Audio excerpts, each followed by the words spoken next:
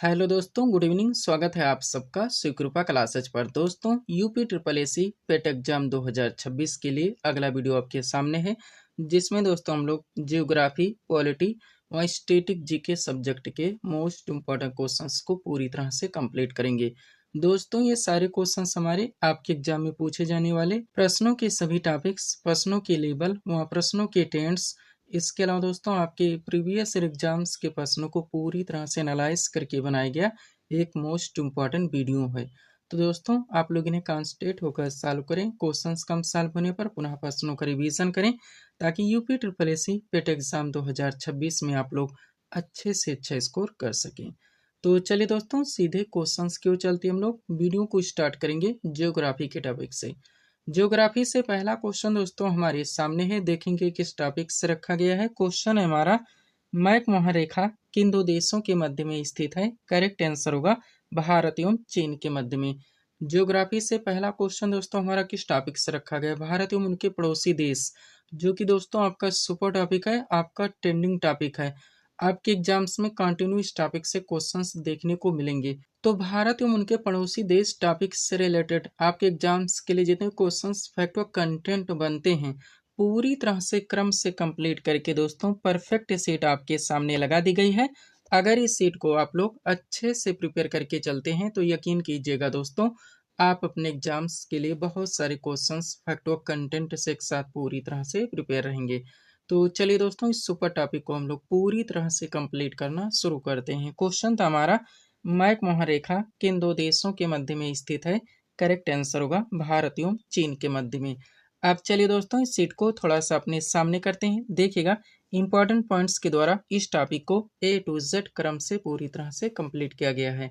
पहला पॉइंट है दोस्तों हमारा, भारत एशिया महाद्वीप का एक देश है। यह एशिया महाद्वीप के दक्षिणी भाग में हिंद महासागर के शीर्ष पर तीन ओर से समुद्रों से घिरा हुआ है। हिंद महासागर इसके दक्षिण में है। भारत की अवस्थिति उत्तरी तथा पूर्वी गोलार्ध में है। भारतीय उपमहाद्वीप मूलतः विशाल भूखंड गोंडवाना लैंड का भाग था। क्षेत्रफल की दृष्टि से विश्व में भारत का 7वां स्थान, जबकि जनसंख्या की दृष्टि से विश्व में भारत का पहला स्थान है।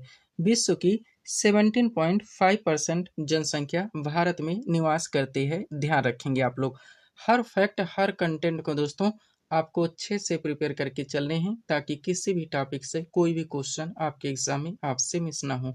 एक एक क्वेश्चन की कीमत आप लोग जानते हैं। दोस्तों, अगर आपको पेट एग्जाम में अच्छे स्कोर लाने हैं और आगे चलकर दोस्तों विभिन्न वैकेंसीज के मेंस देने हैं, तो केवल दोस्तों विकल्प देख के ए बी तुक्का भिड़ाने से बात नहीं बनेगी। आपको टॉपिक की पूरी थ्योरी अच्छे से आनी चाहिए, ताकि किसी भी फॉर्मेट से क्वेश्चन कहीं से भी पूछे जाएं, क्वेश्चन आपसे मिस हो, क्वेश्चन आपसे गलत हो, और नहीं दोस्तों एग्जाम में आपको तुक्का लगाना पड़े। आगे बढ़िएगा। पॉइंट है दोस्तों, भारत की मुख्य भूमिका अक्षांशीय विस्तार तो 8 अंश 4 मिनट उत्तरी अक्षांश से लेकर 37 अंश 6 मिनट उत्तरी अक्षांश तक है। और देशांतरीय विस्तार की बात की जाए तो 68 अंश 7 मिनट पूर्वी देशांतर से लेकर 97 अंश 25 मिनट पूर्वी देशांतर तक दोस्तों भारत देश फैला हुआ है। ध्यान रखेंगे आप लोग। आगे बढ़िएगा। भारत का सबसे उत्तरी बिंदु तो इंदिराकाल है, जो कि जम्मू कश्मीर राज्य में स्थित है। वहीं भारत का सबसे दक्षिणी बिंदु तो इंदिरा पॉइंट है, और यह अंडमान और निकोबार द्वीप समूह के ग्रेट निकोबार द्वीप पर स्थित है। वहीं सबसे पश्चिमी बिंदु यानी कि गुहार मोती की बात की जाए तो ये गुजरात राज्य में है, तथा सबसे पूर्वी बिंदु यानी कि किविथु की बात की जाए तो दोस्तों ये अरुणाचल प्रदेश में स्थित है। ध्यान रखेंगे। आगे बढ़िएगा। पॉइंट है दोस्तों, प्रायद्वीपीय भारत का दक्षिणतम बिंदु तो कन्याकुमारी यानी कि केप कोमोरिन है, जो कि तमिलनाडु राज्य में स्थित है। ध्यान रखेंगे आप लोग। सब कुछ दोस्तों आपको अच्छे से प्रिपेयर करके चलने हैं।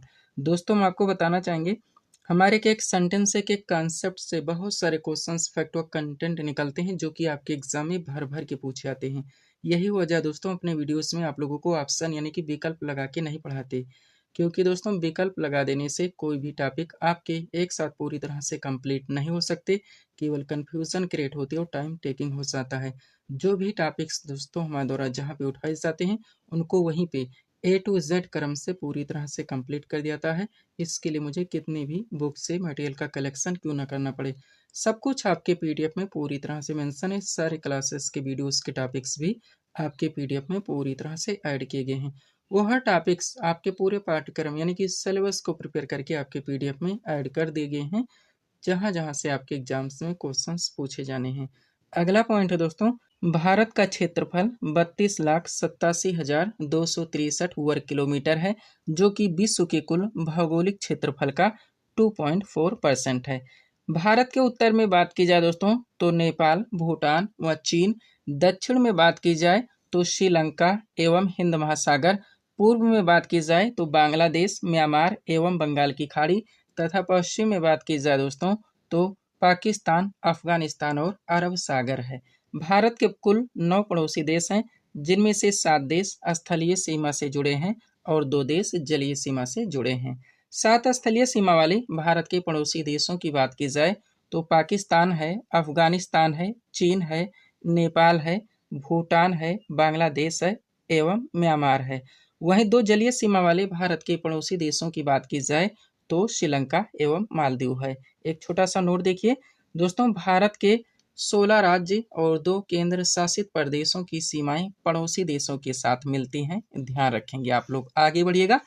अब इस सेट को दोस्तों आपको अच्छे से प्रिपेयर रखने हैं, जहां पे दोस्तों भारत उनके पड़ोसी देश के संबंध में जो हमारे विभिन्न राज्यों की दोस्तों उनके साथ सीमाएं साझा होती हैं। आपके एग्जाम में कंटिन्यू यहाँ से क्वेश्चंस पूछे जाते हैं, आप पूरी तरह से कंप्लीट करेंगे। देखिएगा दोस्तों, सबसे पहले इन सभी भारत के विभिन्न पड़ोसी देशों के नाम दिए गए हैं। उसके बाद में सीमा की लंबाई किलोमीटर में दी गई है।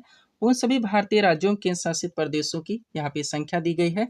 और फिर दोस्तों उन सभी भारतीय राज्यों के शासित प्रदेशों के यहाँ पे नाम दिए गए हैं, जिनके साथ दोस्तों पड़ोसी देशों की सीमाएं साझा होती हैं। चलिए स्टार्ट करते हैं हम लोग।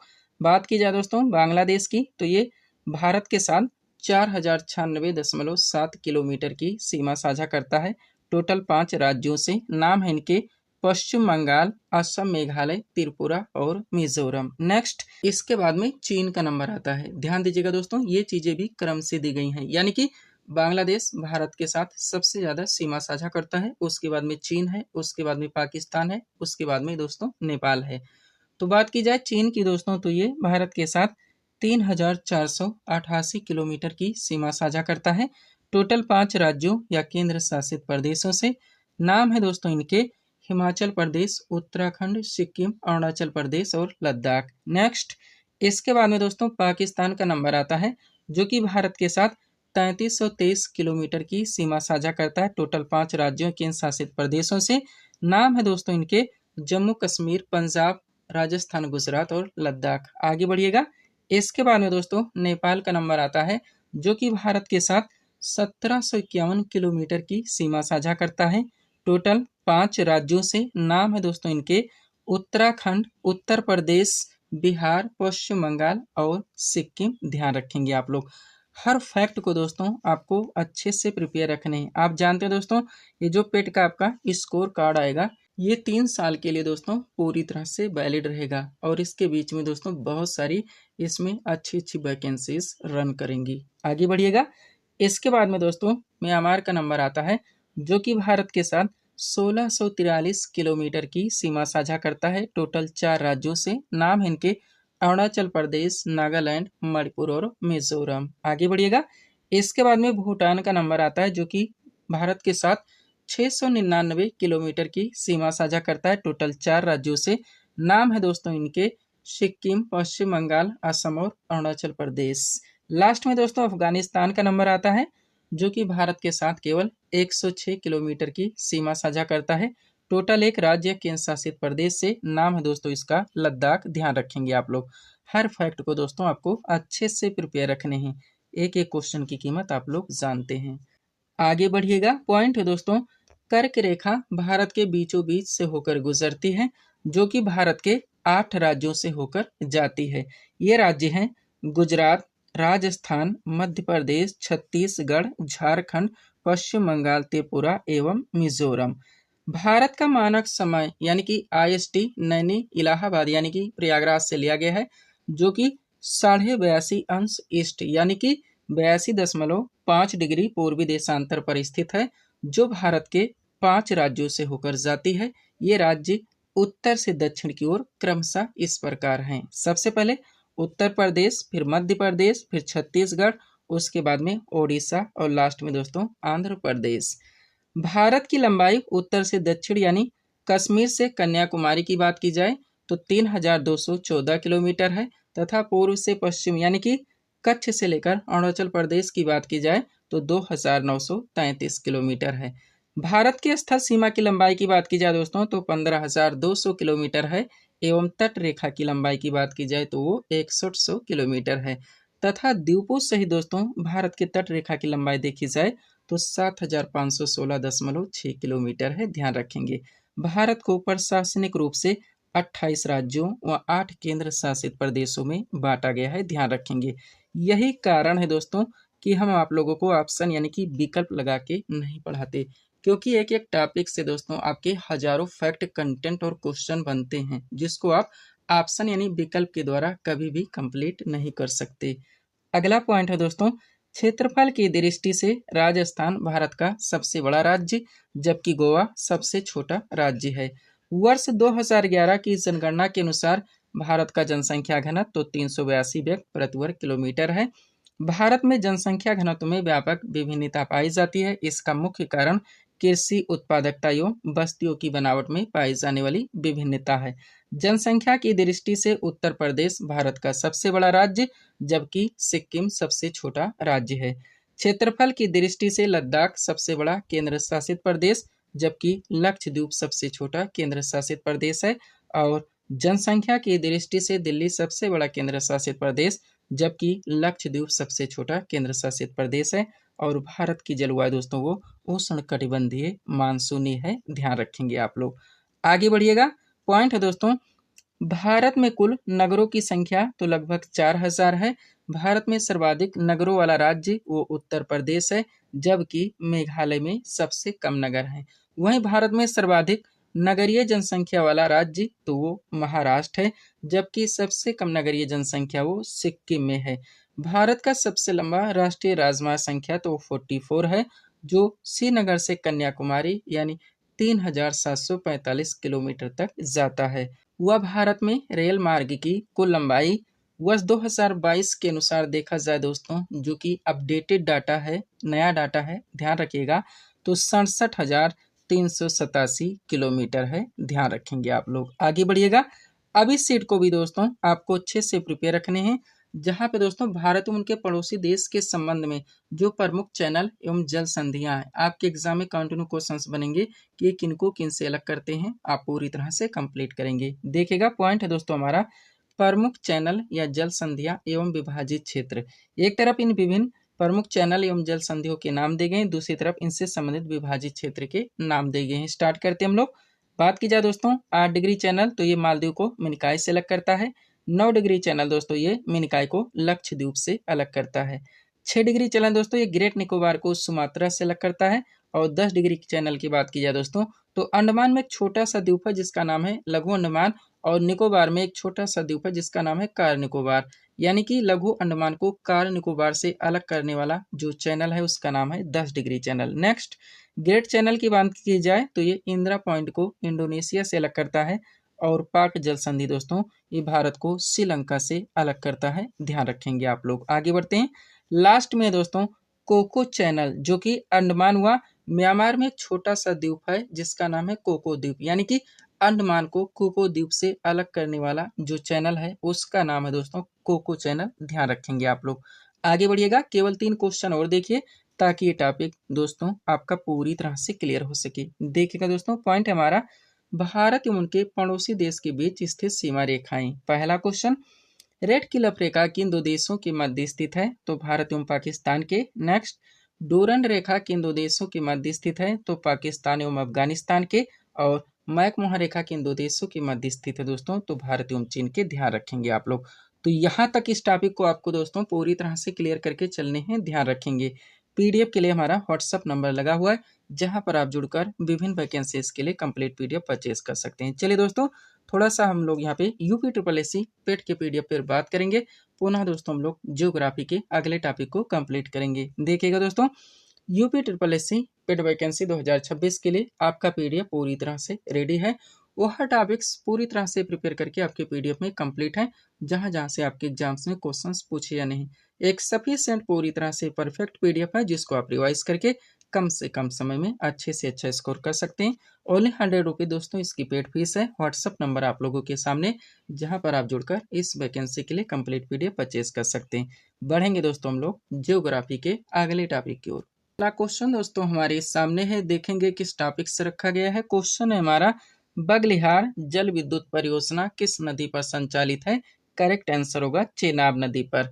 इंडियन ज्योग्राफी से अगला क्वेश्चन दोस्तों हमारा किस टॉपिक से रखा गया। जितनी दोस्तों भारत की महत्वपूर्ण जल विद्युत परियोजनाएं हैं, यह बहुउद्देशीय नदी घाटी परियोजनाएं हैं। आपके एग्जाम में दोस्तों कंटिन्यू क्वेश्चंस पूछे जाते हैं कि ये किस नदी पर संचालित हैं। तो सब कुछ पूरी तरह से क्रम से कंप्लीट करके दोस्तों परफेक्ट सीट आपके सामने लगी हुई है, अच्छे से आपको प्रिपेयर करके चलने हैं। चलिए शुरू करते हैं हम लोग। क्वेश्चन था हमारा, बगलिहार जल विद्युत परियोजना किस नदी पर संचालित है। करेक्ट आंसर होगा चेनाब नदी पर। क्वेश्चन का टॉपिक है हमारा जल विद्युत परियोजनाएं या फिर दोस्तों बहुउद्देशीय नदी घाटी परियोजनाएं। चलिए दोस्तों इस सीट को थोड़ा सा अपने सामने करते हैं। देखिएगा इंपॉर्टेंट पॉइंट्स के द्वारा इस टॉपिक को A to Z क्रम से पूरी तरह से कंप्लीट किया गया है। पहला पॉइंट है दोस्तों हमारा, बहुउद्देशीय परियोजनाएं वह होती हैं जिनका निर्माण एक से अधिक उद्देश्यों की पूर्ति के लिए किया जाता है। इसके अंतर्गत सिंचाई, जल विद्युत उत्पादन तथा बाढ़ नियंत्रण जैसे उद्देश्य प्रमुख होते हैं। ये योजनाएं दोस्तों निम्नवत हैं। अब इस सेट को दोस्तों आपको अच्छे से प्रिपेयर रखने हैं, जहाँ पे सबसे पहले जितनी भी विभिन्न दोस्तों भारत की प्रमुख परियोजनाएं हैं उनके नाम दिए गए हैं, ये किस नदी पर संचालित हैं उनके नाम दिए गए हैं, और दोस्तों ये किस क्षेत्र में आते हैं ये भी पूरी तरह से मेंशन कर दिया गया है। स्टार्ट करते हैं हम लोग। बात की जाए दोस्तों फरक्का परियोजना की, तो ये गंगा नदी पर संचालित है और ये दोस्तों पश्चिम बंगाल राज्य में पड़ता है। नेक्स्ट, मयूराक्षी परियोजना की बात की जाए दोस्तों, तो ये मयूराक्षी नदी पर संचालित है जो कि पश्चिम बंगाल राज्य में ही पड़ता है। आगे बढ़िएगा। दामोदर घाटी परियोजना की बात की जाए, ये दामोदर नदी पर संचालित है और इसका क्षेत्र दोस्तों झारखंड व पश्चिम बंगाल दोनों में पड़ता है। स्वर्ण रेखा परियोजना की बात की जाए, स्वर्ण रेखा नदी पर संचालित है और इसका क्षेत्र दोस्तों झारखंड राज्य पड़ता है, ध्यान रखेंगे। आगे बढ़िएगा। कोसी परियोजना की बात की जाए दोस्तों, ये कोसी नदी पर संचालित है और इसका क्षेत्र दोस्तों बिहार व नेपाल दोनों पड़ जाता है, ध्यान रखेंगे आप लोग। आगे बढ़ते हैं। इसके बाद में बात की जाए दोस्तों गंडक परियोजना की, तो ये गंडक नदी पर संचालित है और इसका क्षेत्र दोस्तों बिहार व उत्तर प्रदेश पड़ता है। नेक्स्ट, रिहंद बांध परियोजना की बात की जाए, रिहंद नदी पर संचालित है, ये उत्तर प्रदेश में पड़ता है। टिहरी बांध परियोजना दोस्तों ये भागीरथी एवं भिलांगना नदी के संगम पर संचालित है और ये दोस्तों उत्तराखंड में पड़ता है। राजघाट परियोजना की बात की जाए, बेतवा नदी पर संचालित है और ये दोस्तों उत्तर प्रदेश व मध्य प्रदेश दोनों क्षेत्रों में पड़ता है। माता टीला परियोजना की बात की जाए, बेतवा नदी पर संचालित है, ये भी दोस्तों उत्तर प्रदेश एवं मध्य प्रदेश दोनों क्षेत्रों में पड़ता है। चंबल परियोजना की बात की जाए, चंबल नदी पर संचालित है, ये मध्य प्रदेश व राजस्थान दोनों क्षेत्रों में पड़ता है। वहाँ सरदार सरोवर परियोजना की बात की जाए तो ये नर्मदा नदी पर संचालित है और ये दोस्तों मध्य प्रदेश, महाराष्ट्र, गुजरात और राजस्थान 4 क्षेत्रों में पड़ता है, ध्यान रखेंगे आप लोग। आगे बढ़ते हैं। इसके बाद में बात की जाए दोस्तों इंदिरा गांधी नहर परियोजना, तो ये सतलज व ब्यास के संगम पर संचालित है और ये दोस्तों हरियाणा व राजस्थान 2 क्षेत्रों में पड़ता है। भाखड़ा नांगल बांध परियोजना की बात की जाए दोस्तों, तो ये सतलज नदी पर संचालित है जो कि हिमाचल प्रदेश व पंजाब में पड़ता है। थीन बांध परियोजना की बात की जाए दोस्तों, रावी नदी पर संचालित है, ये पंजाब में पड़ता है। हीराकुंड जल विद्युत परियोजना की बात की जाए, महानदी पर संचालित है, ओडिशा में पड़ता है। शिव समुद्रम परियोजना की बात की जाए दोस्तों, कावेरी नदी पर संचालित है जो कि कर्नाटक में पड़ता है। महात्मा गांधी परियोजना की बात की जाए दोस्तों, शरावती नदी पर संचालित है, कर्नाटक में पड़ता है। और तुंगभद्रा परियोजना दोस्तों, ये तुंगभद्रा नदी पर संचालित है जो कि कर्नाटक व आंध्र प्रदेश 2 क्षेत्रों में पड़ जाता है, ध्यान रखेंगे आप लोग। आगे बढ़ते हैं। इसके बाद में बात की जाए दोस्तों श्रीशैलम परियोजना, तो एक कृष्णा नदी पर संचालित है जो कि आंध्र प्रदेश में पड़ता है। नागार्जुन सागर परियोजना दोस्तों ये भी कृष्णा नदी पर संचालित है जो कि आंध्र प्रदेश में ही पड़ता है। उकाई परियोजना दोस्तों ताप्ती नदी पर संचालित है, गुजरात में पड़ता है। बगलिहार जल विद्युत परियोजना दोस्तों चेनाब नदी पर संचालित है, जम्मू कश्मीर में पड़ता है। कोयना परियोजना दोस्तों कोयना नदी पर संचालित है, महाराष्ट्र में पड़ता है। पायकारा परियोजना दोस्तों पायकारा नदी पर संचालित है, ये तमिलनाडु में पड़ता है। भीमा परियोजना की बात की जाए दोस्तों, ये पवना एवं कृष्णा नदी के संगम पर संचालित है जो कि महाराष्ट्र में पड़ता है, ध्यान रखेंगे आप लोग। आगे बढ़ते हैं। इसके बाद में बात की जाए दोस्तों इडुक्की परियोजना तो ये पेरियार नदी पर संचालित है, केरल में पड़ता है। सलाल पनबिजली परियोजना चेनाब नदी पर संचालित है, जम्मू कश्मीर में पड़ता है। और काकरापार परियोजना दोस्तों ताप्ती नदी पर संचालित है, ये गुजरात सूरत में पड़ता है, ध्यान रखेंगे। यहाँ तक इस टॉपिक को आपको कंप्लीट करके चलने हैं। पीडीएफ के लिए हमारा व्हाट्सअप नंबर लगा हुआ है। बढ़ेंगे दोस्तों हम लोग इंडियन ज्योग्राफी के अगले टॉपिक की ओर। इंडियन ज्योग्राफी से अगला क्वेश्चन दोस्तों हमारे सामने है, देखेंगे किस टॉपिक से रखा गया है। क्वेश्चन है हमारा, डल झील भारत के किस राज्य में स्थित है? करेक्ट आंसर होगा जम्मू कश्मीर में। इंडियन ज्योग्राफी से अगला क्वेश्चन दोस्तों हमारा किस टॉपिक से रखा गया है? भारत की जो विभिन्न झीलें हैं दोस्तों, आपके एग्जाम में कंटिन्यू क्वेश्चंस बनेंगे कि किस राज्य या केंद्र शासित प्रदेश में स्थित है। और भी बहुत सारे कंटेंट दोस्तों इस टॉपिक से बनते हैं, जो कि आपके एग्जाम में भर भर के पूछे आते हैं। तो सब कुछ पूरी तरह से क्रम से कंप्लीट करके परफेक्ट सेट आपके सामने लगी हुई है। अच्छे से आपको प्रिपेयर करके चलने हैं। सब कुछ आपके पीडीएफ में पूरी तरह से मेंशन है। सारे क्लासेस के वीडियोस के टॉपिक्स भी आपके पीडीएफ में पूरी तरह से ऐड किए गए हैं। वो हर टॉपिक्स आपके पूरे पाठ्यक्रम यानी कि सिलेबस को प्रिपेयर करके आपके पीडीएफ में कंप्लीट कर दिए गए हैं, जहां जहां से आपके एग्जाम्स में क्वेश्चंस पूछे जाने हैं। चलिए शुरू करते हैं हम लोग। क्वेश्चन था दोस्तों हमारा, डल झील भारत के किस राज्य में स्थित है? करेक्ट आंसर होगा जम्मू कश्मीर में। अब चलिए दोस्तों इस सीट को थोड़ा सा अपने सामने करते हैं। देखिएगा इंपॉर्टेंट पॉइंट्स के द्वारा इस टॉपिक को A to Z पूरी तरह से कंप्लीट किया गया है। पहला पॉइंट है दोस्तों हमारा, झील पानी का एक बड़ा जलाशय होता है जो चारों ओर से भूमि से घिरा होता है। यह एक प्राकृतिक जल निकाय है जो नदी या अन्य जल स्रोतों से पानी प्राप्त करता है, लेकिन महासागर का हिस्सा नहीं होता है। चिल्का झील की बात की जाए दोस्तों, जो कि ओडिशा राज्य में स्थित है, यह भारत की सबसे बड़ी खारे पानी की झील है। जबकि बुलर झील की बात की जाए, जो कि जम्मू कश्मीर में स्थित है, यह मीठे पानी की सबसे बड़ी झील है। लोनार झील की बात की जाए, जो कि महाराष्ट्र में स्थित है, इसके बारे में मान्यता है कि यह उल्का पिंड से बने खड्डे से निर्मित है। वहीं उकाई झील की बात की जाए दोस्तों, जो कि गुजरात में है, ये ताप्ती नदी पर स्थित मानव निर्मित झील है। लोकटक झील की बात की जाए, जो कि मणिपुर में है, ये पूर्वोत्तर भारत की मीठे पानी की सबसे बड़ी झील है। वहीं अष्टमुदी झील की बात की जाए, जो कि केरल राज्य के दोस्तों कोल्लम जिले में स्थित है। आगे बढ़िएगा। भारत में मानव निर्मित सबसे बड़ी झील देखी जाए तो गोविंद वल्लभ पंत सागर है, जो रिहंद बांध परियोजना उत्तर प्रदेश का जलाशय है। और भारत की सबसे ऊंची हिमानी निर्मित झील की बात की जाए दोस्तों, तो वो गढ़वाल हिमालय में स्थित देवताल झील है। ध्यान रखेंगे आप लोग। आगे बढ़ते हैं। अब इस सेट को दोस्तों आपको अच्छे से प्रिपेयर रखने हैं, जहाँ पे दोस्तों भारत की जितनी भी महत्वपूर्ण विभिन्न जिले हैं, ये भारत के किस राज्य केंद्र शासित प्रदेश में स्थित हैं, पूरी तरह से कंप्लीट किया गया है। देखिएगा पॉइंट है दोस्तों हमारा, भारत की प्रमुख झीलें एवं संबंधित राज्य। सबसे पहले इन विभिन्न झीलों के नाम दिए गए हैं, और फिर दोस्तों ये कहाँ पे स्थित है उनके नाम दिए गए हैं। स्टार्ट करते हैं हम लोग। बात की जाए चिल्का झील, तो ये ओडिशा राज्य में स्थित है। सांभर झील की बात की जाए दोस्तों, राजस्थान में स्थित है। हुसैन सागर झील आंध्र प्रदेश में स्थित है। डल झील दोस्तों जम्मू कश्मीर में स्थित है। बुलर झील की बात की जाए तो ये भी जम्मू कश्मीर में स्थित है। डेडवाना झील दोस्तों ये राजस्थान में स्थित है। ध्यान रखेंगे आप लोग। आगे बढ़ते हैं। इसके बाद में बात की जाए कोलेरू झील, तो दोस्तों ये आंध्र प्रदेश में स्थित है। पुलिकट झील तमिलनाडु में स्थित है। शेषनाग झील दोस्तों जम्मू कश्मीर में स्थित है। वेम्बनाथ झील दोस्तों ये केरल में स्थित है। लोनार झील दोस्तों महाराष्ट्र में स्थित है। लोकटक झील दोस्तों मणिपुर में स्थित है। फुलहार झील दोस्तों उत्तर प्रदेश में स्थित है।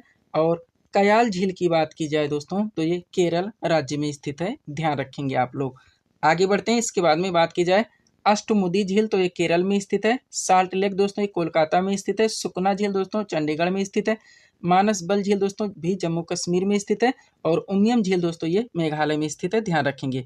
यहाँ तक इस टॉपिक को आपको कंप्लीट रखने हैं। पीडीएफ के लिए दोस्तों ये हमारा व्हाट्सअप नंबर लगा हुआ है। बढ़ेंगे दोस्तों हम लोग इंडियन ज्योग्राफी के अगले टॉपिक की ओर। इंडियन ज्योग्राफी से अगला क्वेश्चन दोस्तों हमारे सामने है। देखेंगे किस टॉपिक से रखा गया है। क्वेश्चन है हमारा, शिव समुद्रम जलप्रपात भारत के किस राज्य में स्थित है? करेक्ट आंसर होगा कर्नाटक में। इंडियन ज्योग्राफी से अगला क्वेश्चन दोस्तों हमारा किस टॉपिक से रखा गया है। जितने दोस्तों भारत के विभिन्न महत्वपूर्ण जलप्रपात हैं, आपके एग्जाम में कंटिन्यू क्वेश्चन पूछे जाते हैं कि कहाँ पे स्थित हैं। और भी बहुत सारे दोस्तों फैक्ट यहाँ से बनते हैं, जो कि आपके एग्जाम में कंटिन्यू पूछे जाते हैं। तो सब कुछ पूरी तरह से कंप्लीट करके परफेक्ट सीट आपके सामने लगाई गई है। अच्छे से आपको प्रिपेयर करके चलने हैं। चलिए शुरू करते हैं हम लोग। क्वेश्चन था हमारा, शिव समुद्रम जलप्रपात भारत के किस राज्य में स्थित है? करेक्ट आंसर होगा कर्नाटक राज्य में। अब चलिए दोस्तों इस सीट को थोड़ा सा अपने सामने करते हैं। देखिएगा इंपॉर्टेंट पॉइंट्स के द्वारा इस टॉपिक को पूरी तरह से कंप्लीट किया गया है। पहला पॉइंट है दोस्तों हमारा, जलप्रपात उस स्थल को कहते हैं जहां नदी का पानी पहाड़ की चट्टान से नीचे भूमि पर गिरता है। अगर पानी सामान्य मात्रा में और कम ऊंचाई से भूमि पर गिरता है तो उसे जलप्रपात कहते हैं, और अगर नदी का पानी अधिक मात्रा में और अधिक ऊंचाई से गिरता है तो उसे महाजलप्रपात कहा जाता है। भारत का सबसे ऊंचा जलप्रपात वो कुंचिकल जलप्रपात है, जो कि 455 मीटर ऊंचा दोस्तों वराही नदी द्वारा निर्मित है। झारखंड की राजधानी रांची को भारत में झरनों के शहर के रूप में जाना जाता है। चित्रकूट जलप्रपात को दोस्तों भारतीय नियाग्रा के नाम से भी जाना जाता है, ध्यान रखेंगे। आगे बढ़िएगा। अब इस सीट को दोस्तों आपको अच्छे से प्रिपेयर रखने, जहां पर दोस्तों भारत के जितने भी विभिन्न महत्वपूर्ण जलप्रपात हैं उनके नाम दिए गए हैं, ये किस राज्य में पड़ते हैं उनके नाम दिए गए हैं, और फिर दोस्तों ये किस नदी द्वारा संचालित है, सब कुछ पूरी तरह से मेंशन कर दिया गया है। स्टार्ट करते हैं हम लोग। बात की जाए दोस्तों जोग जलप्रपात या महात्मा गांधी जलप्रपात या गरसोप्पा जलप्रपात की, तो ये कर्नाटक राज्य में स्थित है, जो कि शरावती नदी पर संचालित है। गोकाक जलप्रपात की बात की जाए दोस्तों, ये कर्नाटक राज्य में ही स्थित है और ये घाटप्रभा नदी पर संचालित है। शिव समुद्रम जलप्रपात की बात की जाए दोस्तों, ये भी कर्नाटक राज्य में स्थित है और ये कावेरी नदी पर संचालित है। और कुंचिकल जलप्रपात दोस्तों ये भी कर्नाटक राज्य में स्थित है, जो कि वराही नदी पर संचालित है। दूध सागर जलप्रपात की बात की जाए गोवा में स्थित है, मांडवी नदी पर संचालित है। धुआंधार जलप्रपात दोस्तों ये मध्य प्रदेश में स्थित है और ये नर्मदा नदी पर संचालित है, ध्यान रखेंगे आप लोग। आगे बढ़ते हैं। इसके बाद में बात की जाए दोस्तों दुग्ध धारा जलप्रपात की, ये भी मध्य प्रदेश में स्थित है और नर्मदा नदी पर संचालित है। कपिल धारा जलप्रपात दोस्तों मध्य प्रदेश में ही स्थित है, ये भी नर्मदा नदी पर संचालित है। पाताल पानी दोस्तों जलप्रपात की बात की जाए, ये भी मध्य प्रदेश में स्थित है और ये चंबल नदी पर संचालित है। मंदार जलप्रपात की बात की जाए, ये भी मध्य प्रदेश में स्थित है, सेलर नदी पर संचालित है। चित्रकूट जलप्रपात दोस्तों छत्तीसगढ़ में स्थित है, इंद्रावती नदी पर संचालित है। होंडो जलप्रपात दोस्तों झारखंड राज्य में स्थित है, स्वर्णरेखा नदी पर संचालित है। चचाई जलप्रपात की बात की जाए मध्य प्रदेश में स्थित है, बिहार नदी पर संचालित है। सहस्त्रधारा जलप्रपात दोस्तों ये मध्य प्रदेश में स्थित है, जो कि नर्मदा नदी पर संचालित है, ध्यान रखेंगे आप लोग। आगे बढ़ते हैं। इसके बाद में बात की जाए रनेह जलप्रपात की दोस्तों, तो ये मध्य प्रदेश में स्थित है और ये केन नदी पर संचालित है। दर्दी जलप्रपात दोस्तों मध्य प्रदेश में स्थित है, नर्मदा नदी पर संचालित है। भीमलत जलप्रपात दोस्तों राजस्थान में स्थित है, दोस्तों ये मांगली नदी पर संचालित है। मेनाल जलप्रपात की बात की जाए राजस्थान में स्थित है, मेनाल नदी पर संचालित है। और डुडुमा जलप्रपात दोस्तों ये ओडिशा में स्थित है, जो कि मचकुंड नदी पर संचालित है, ध्यान रखेंगे। यहाँ तक इस टॉपिक को आपको क्लियर करके चलने हैं। पीडीएफ के लिए हमारा व्हाट्सअप नंबर लगा हुआ है। बढ़ेंगे दोस्तों अब हम लोग पॉलिटी के टॉपिक की ओर। पॉलिटी से अगला क्वेश्चन दोस्तों हमारे सामने है, देखेंगे कि इस टॉपिक से रखा गया है। क्वेश्चन है हमारा, वित्त आयोग यानी कि फाइनेंस कमीशन का प्रावधान भारतीय संविधान के किस अनुच्छेद में वर्णित है? करेक्ट आंसर होगा अनुच्छेद 280 में। पॉलिटी से अगला क्वेश्चन दोस्तों हमारा किस टॉपिक से रखा गया? भारतीय संविधान के महत्वपूर्ण अनुच्छेदों से संबंधित प्रावधान। दोस्तों आपका सबसे सुपर टॉपिक, आपके एग्जाम्स के हर शिफ्ट में मिनिमम इस टॉपिक से 2 क्वेश्चंस देखने को मिलेंगे, तो सब कुछ पूरी तरह से क्रम से कंप्लीट करके परफेक्ट सीट आपके सामने लगी हुई है। अच्छे से आपको प्रिपेयर करके चलने हैं। चलिए शुरू करते हैं हम लोग। क्वेश्चन था हमारा, वित्त आयोग यानी कि फाइनेंस कमीशन का प्रावधान भारतीय संविधान के किस अनुच्छेद में वर्णित है? करेक्ट आंसर होगा अनुच्छेद 280 में। क्वेश्चन का टॉपिक है हमारा भारतीय संविधान के महत्वपूर्ण अनुच्छेदों से संबंधित प्रावधान। चलिए दोस्तों इस सीट को थोड़ा सा अपने सामने करते हैं। देखिएगा एक तरफ दोस्तों भारतीय संविधान के जितने भी महत्वपूर्ण संबंधित प्रावधान हैं उनके नाम दिए गए हैं, दूसरी तरफ दोस्तों उनसे संबंधित महत्वपूर्ण अनुच्छेद के नाम दिए गए हैं। स्टार्ट करते हैं हम लोग। बात की जाए दोस्तों संघ का नाम और राज्य क्षेत्र, तो इसका प्रावधान भारतीय संविधान के अनुच्छेद 1 में है। नए राज्यों का प्रवेश या स्थापना, इसका प्रावधान भारतीय संविधान के अनुच्छेद 2 में है। राज्यों की सीमा एवं नाम में परिवर्तन, इसका प्रावधान अनुच्छेद 3 में है। वह संविधान के प्रारंभ के समय नागरिकता, या आप कह सकते हैं कि नागरिकता संबंधी प्रावधान भारतीय संविधान के अनुच्छेद 5 में है। नेक्स्ट, विधि के समक्ष समानता का अधिकार का प्रावधान अनुच्छेद 14 में है। वह धर्म, मूल, वंश, जाति, लिंग या जन्म स्थान के आधार पर विभेद का प्रतिषेध, इसका प्रावधान दोस्तों भारतीय संविधान के अनुच्छेद 15 में है, ध्यान रखेंगे आप लोग।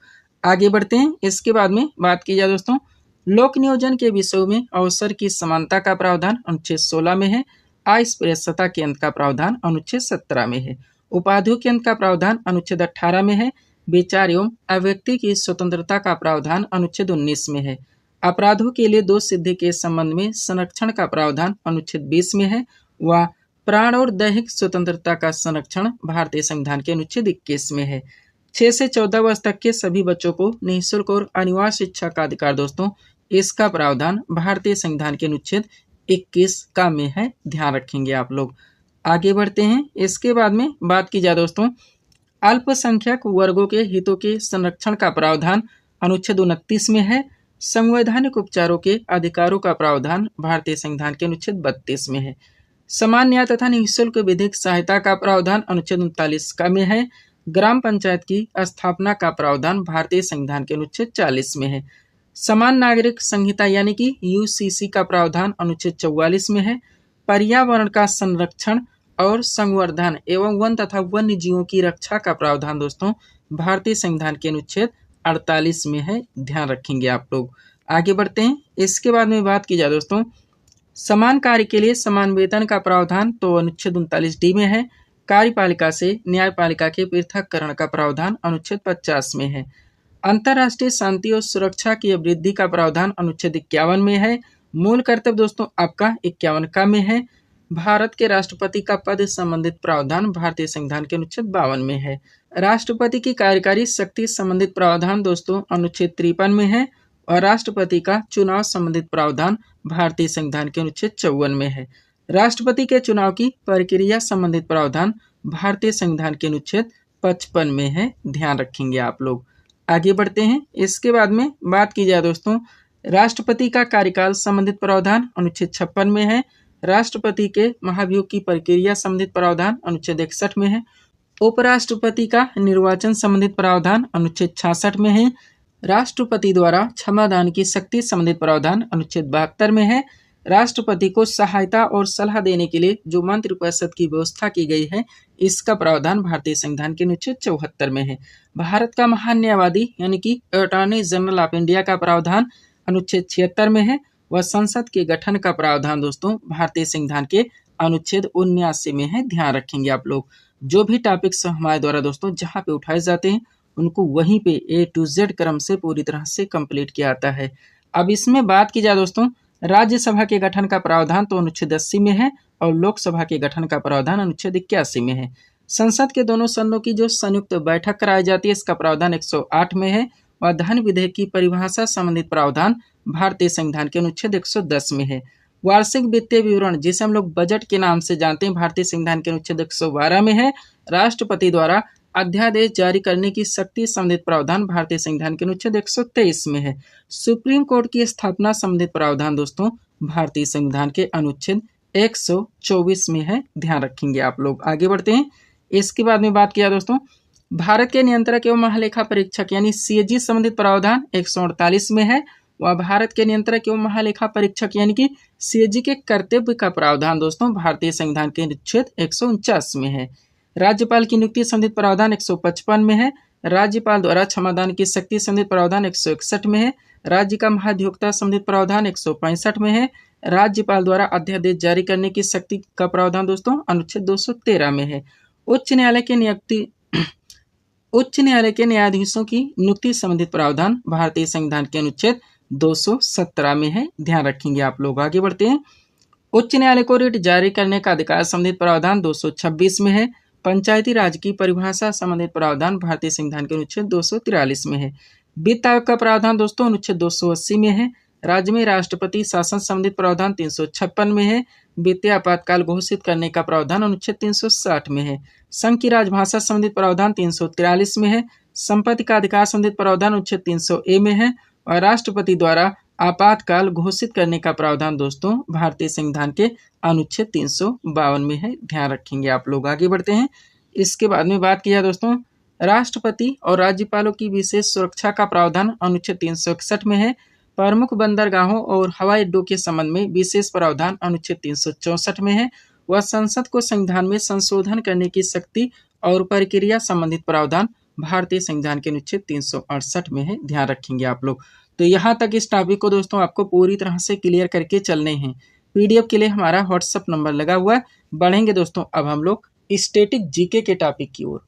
स्टैटिक जीके से पहला क्वेश्चन दोस्तों हमारे सामने है, देखेंगे किस टॉपिक से रखा गया है। क्वेश्चन है हमारा, पुलित्जर पुरस्कार किस क्षेत्र में प्रदान किया जाता है? करेक्ट आंसर होगा पत्रकारिता के क्षेत्र में। स्टैटिक जीके से पहला क्वेश्चन दोस्तों हमारा किस टॉपिक से रखा गया है? जितने में दोस्तों राष्ट्रीय और अंतर्राष्ट्रीय लेवल के पुरस्कार एवं सम्मान है, आपके एग्जाम में कंटिन्यू क्वेश्चन पूछे जाते हैं कि किस क्षेत्र में दिए जाते हैं या प्रदान किए जाते हैं। तो सब कुछ पूरी तरह से कंप्लीट करके दोस्तों परफेक्ट सेट आपके सामने लगाई गई है। अच्छे से दोस्तों आप लोगों को प्रिपेयर करके चलने हैं। चलिए शुरू करते हैं हम लोग। क्वेश्चन था हमारा, पुलित्जर पुरस्कार किस क्षेत्र में प्रदान किया जाता है? करेक्ट आंसर होगा पत्रकारिता के क्षेत्र में। क्वेश्चन का टॉपिक है हमारा, महत्वपूर्ण राष्ट्रीय और अंतर्राष्ट्रीय पुरस्कार तथा संबंधित क्षेत्र। चलिए दोस्तों इस सीट को थोड़ा सा अपने सामने करते हैं। देखिएगा, एक तरफ दोस्तों राष्ट्रीय और अंतर्राष्ट्रीय लेवल के जितने भी पुरस्कार एवं सम्मान हैं उनके नाम देंगे, दूसरी तरफ उनसे संबंधित क्षेत्र के नाम देंगे। स्टार्ट करेंगे दोस्तों हम लोग अंतर्राष्ट्रीय पुरस्कार एवं सम्मान तथा संबंधित क्षेत्र से। तो इसमें बात होगी सबसे पहले नोबेल पुरस्कार की। ध्यान दीजिएगा, ये टोटल 6 क्षेत्रों में दिया जाता है। अब इन 6 क्षेत्रों के नाम दोस्तों आपको जरूर ध्यान रखने हैं। ये हैं, साहित्य है, चिकित्सा है, भौतिकी है, रसायन है, अर्थशास्त्र है एवं शांति है। क्वेश्चन का फॉर्मेट अगर चेंज कर दिया जाए, निम्न में से किस क्षेत्र में नोबेल पुरस्कार नहीं दिया जाता है? अगर ऐसे में आप लोग 6 क्षेत्रों के नाम याद नहीं रखते तो आप क्वेश्चन सॉल्व नहीं कर सकते। आगे बढ़िएगा। पुलित्जर पुरस्कार दोस्तों पत्रकारिता के क्षेत्र में दिया जाता है। ऑस्कर पुरस्कार फिल्म के क्षेत्र में दिया जाता है। कलिंग पुरस्कार दोस्तों विज्ञान के क्षेत्र में दिया जाता है। बुकर पुरस्कार दोस्तों साहित्य के क्षेत्र में दिया जाता है। और ग्रैमी पुरस्कार दोस्तों ये शांति के क्षेत्र में दिया जाता है, ध्यान रखेंगे आप लोग। आगे बढ़ते हैं। इसके बाद में बात की जाए रमन मैग्सेसे पुरस्कार, तो ये सरकारी सेवा हो गया, जन सेवा, पत्रकारिता, साहित्य तथा संचार व अंतर्राष्ट्रीय समझ के क्षेत्र में दिया जाता है। और महात्मा गांधी शांति पुरस्कार दोस्तों ये शांति के क्षेत्र में दिया जाता है, ध्यान रखेंगे। ये थे दोस्तों आपके अंतर्राष्ट्रीय पुरस्कार एवं सम्मान तथा संबंधित क्षेत्र जिनको आप कंप्लीट किए हैं। आगे बढ़िएगा। अब यहाँ से दोस्तों आप लोग राष्ट्रीय लेवल पे जितने भी पुरस्कार एवं सम्मान तथा संबंधित क्षेत्र हैं इसको आप कंप्लीट करेंगे। देखिएगा, बात होगी सबसे पहले दोस्तों भारत रत्न की। ध्यान दीजिएगा, कला हो गया, साहित्य हो गया, विज्ञान हो गया, खेल के क्षेत्र में विशिष्ट सेवा तथा जनसेवा के लिए ये पुरस्कार दिया जाता है। दादा साहब फाल्के पुरस्कार फिल्म के क्षेत्र में दिया जाता है। ज्ञानपीठ पुरस्कार साहित्य के क्षेत्र में दिया जाता है। सरस्वती सम्मान भी साहित्य के क्षेत्र में दिया जाता है। और व्यास सम्मान भी साहित्य के क्षेत्र में दिया जाता है। कबीर पुरस्कार दोस्तों ये सामाजिक सद्भाव के क्षेत्र में दिया जाता है, ध्यान रखेंगे। आगे बढ़ते हैं। द्रोणाचार्य पुरस्कार दोस्तों ये खेल प्रशिक्षण के क्षेत्र में दिया जाता है। मेजर ध्यानचंद खेल रत्न पुरस्कार ये खेल सराहनीय प्रदर्शन करने वाले खिलाड़ी को दिया जाता है।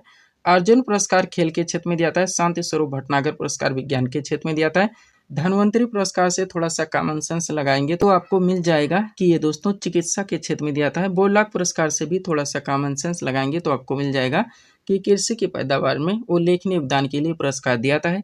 चमेली देवी पुरस्कार दोस्तों ये पत्रकारिता के क्षेत्र में दिया जाता है, ध्यान रखेंगे आप लोग। आगे बढ़ते हैं।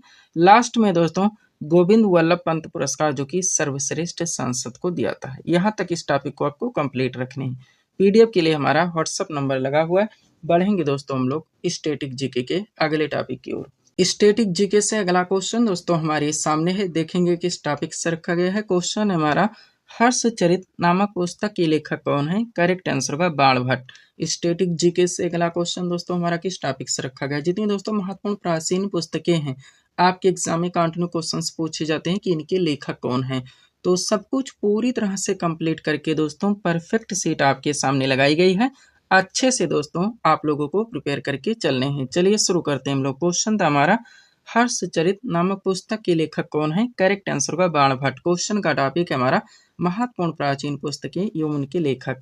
चलिए दोस्तों इस सीट को थोड़ा सा अपने सामने करते हैं। देखिएगा, एक तरफ दोस्तों जितनी भी महत्वपूर्ण प्राचीन पुस्तकें उनके नाम दिए गए हैं, दूसरी तरफ उनसे संबंधित लेखक के नाम दिए गए हैं। स्टार्ट करते हैं हम लोग। बात की जाए पृथ्वीराज रासो की तो इनके लेखक चंद्रवरदाई हैं। गीतांजलि हो गया, गार्डनर, पोस्ट ऑफिस और गोरा, इन चारों पुस्तकों के लेखक रविन्द्रनाथ टैगोर हैं। 49 डेज की लेखक दोस्तों अमृता प्रीतम हैं। 10 टू पाकिस्तान के लेखक खुशवंत सिंह हैं। रंगभूमि की लेखक प्रेमचंद हैं। पल्लव के लेखक दोस्तों सुमित्रा नंदन पंत हैं। कुरुक्षेत्र हो गया और उर्वशी, इन दोनों पुस्तकों के लेखक दोस्तों रामधारी सिंह दिनकर हैं, ध्यान रखेंगे आप लोग। आगे बढ़ते हैं। अनहैप्पी इंडिया के लेखक दोस्तों लाला लाजपत राय हैं। भारत भारती हो गया, यशोधरा और साकेत, इन तीनों पुस्तकों के लेखक मैथिली शरणगुप्त हैं। कागज से कैनवास के लेखक अमृता प्रीतम है। पंचतंत्र के लेखक विष्णु शर्मा है। द कंपनी ऑफ बीमैन के लेखक दोस्तों खुशवंत सिंह हैं। प्रेम वाटिका के लेखक दोस्तों रस खान है। नेचुरल हिस्ट्री के लेखक पिलनी हैं। और बुद्ध चरितम के लेखक दोस्तों आशु घोष हैं। ध्यान रखेंगे आप लोग। आगे बढ़ते हैं। इसके बाद में बात की जाए दोस्तों कादम्बरी, तो इसके लेखक बाणभट्ट हैं। द इंडियन स्ट्रगल के लेखक सुभाष चंद्र बोस हैं। शाहनामा के लेखक दोस्तों फिरदौसी हैं। सूर सागर हो गया, सूर सारावली और साहित्य लहरी, इन तीनों पुस्तकों के लेखक दोस्तों सूरदास जी हैं। हुमायूंनामा की लेखिका गुलबदन बेगम है। लाइफ डिवाइन के लेखक दोस्तों अरविंद घोष हैं। अनामिका के लेखक दोस्तों सूर्यकांत त्रिपाठी निराला जी हैं। ध्यान रखेंगे आप लोग। आगे बढ़ते हैं। इसके बाद में बात की जाए यामा, तो इसके लेखक महादेव वर्मा है। एन एरिया ऑफ डार्कनेस के लेखक वी एस नायपाल है। In the view of life के लेखक डॉक्टर सर्वपल्ली राधाकृष्णन है। राज तरंगिणी के लेखक कल्लण है। कुमार संभवम, अभिज्ञान शाकुंतलम और मेघदूत, इन तीनों के लेखक कालिदास जी हैं। मालती माधव के लेखक भवभूति हैं। किताबुल हिंद के लेखक दोस्तों अलबरूनी है। और दादा कामरेड के लेखक दोस्तों यशपाल हैं। ध्यान रखेंगे आप लोग। आगे बढ़ते हैं। इसके बाद में बात की जाए दोस्तों चिदम्बरा, मोस्ट इंपॉर्टेंट लेखक सुमित्रानंदन पंत हैं। The dark room, my days और मालगुडी डेज, तीनों के लेखक आर के नारायण है। चंद्रकांता के लेखक देवकीनंदन खत्री, कामसूत्र के लेखक वास्यान है। हितोपदेश के लेखक दोस्तों नारायण पंडित हैं। अर्थशास्त्र के लेखक चाणक्य या कौटिल्य हैं। इनका एक और नाम है दोस्तों विष्णुगुप्त। कामायनी के लेखक जयशंकर प्रसाद हैं। और अष्टाध्यायी के लेखक दोस्तों पाणिनि हैं। ध्यान रखेंगे आप लोग। आगे बढ़ते हैं। इसके बाद में बात की जाए दोस्तों इंडिका, मोस्ट इंपॉर्टेंट लेखक मेगास्थनीस हैं। आइन अकबरी और अकबरनामा के लेखक अबुल फजल हैं। बीजक के लेखक कबीरदास जी हैं। गोदान हो गया और कर्मभूमि के लेखक प्रेमचंद हैं। इंटरनल इंडिया की लेखिका इंदिरा गांधी जी हैं। कुली के लेखक मुल्कराज आनंद हैं। और मृच्छ कटिकम के लेखक दोस्तों शूद्रक हैं। ध्यान रखेंगे। आगे बढ़ते हैं। इसके बाद में बात की जाए दोस्तों विंग्स ऑफ फायर, जो कि एक जीवनी, इसके अलावा टर्निंग पॉइंट और इंडिया 2020, तीनों के लेखक डॉक्टर APJ अब्दुल कलाम है। द डिस्कवरी ऑफ इंडिया के लेखक पंडित जवाहरलाल नेहरू हैं। इंडिया डिवाइडेड के लेखक डॉक्टर राजेंद्र प्रसाद हैं। My experiment with the truth और हिंद स्वराज के लेखक महात्मा गांधी जी हैं। आनंद मठ के लेखक Bankim Chandra Chatterjee. India means freedom के लेखक मौलाना अबुल कलाम आजाद हैं। मधुशाला के लेखक दोस्तों हरिवंश राय बच्चन है। ध्यान रखेंगे आप लोग। आगे बढ़ते हैं। लास्ट में दोस्तों सत्यार्थ प्रकाश, जिनके लेखक स्वामी दयानंद सरस्वती हैं। ध्यान रखेंगे आप लोग। तो यहाँ तक इस टॉपिक को भी आपको कंप्लीट करके चलने हैं। PDF के लिए हमारा WhatsApp नंबर लगा हुआ और यहीं पर हम इस वीडियो को विराम देना चाहेंगे। तो मिलते हैं दोस्तों हम आपको अपने अगले वीडियोस में। Thanks for watching.